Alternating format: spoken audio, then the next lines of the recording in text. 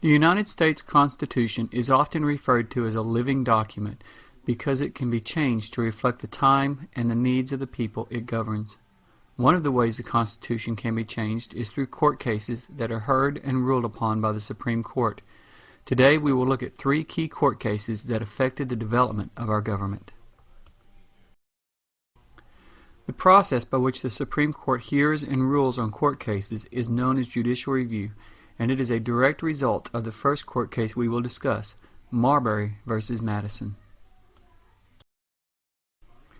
It is 1803, and John Adams has just lost the presidential election to Thomas Jefferson.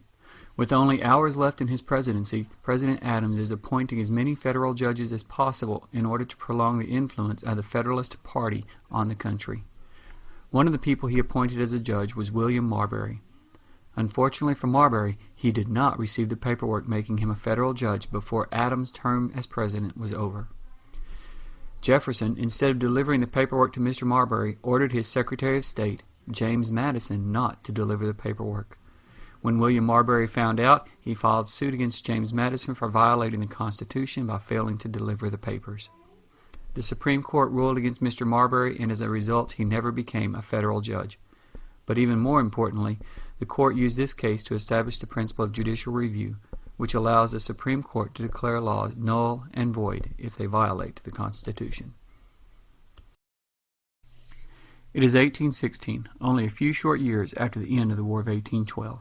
Congress, in an effort to spur the growth of the economy, has chartered the National Bank.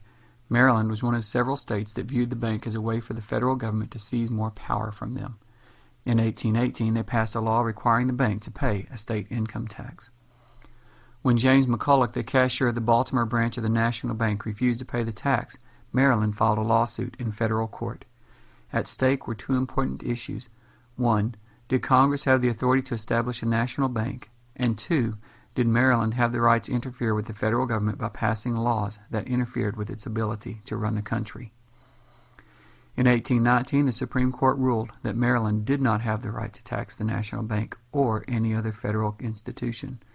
Second, they ruled that the national government was supreme and stated that the Constitution and the laws made in pursuance thereof are supreme.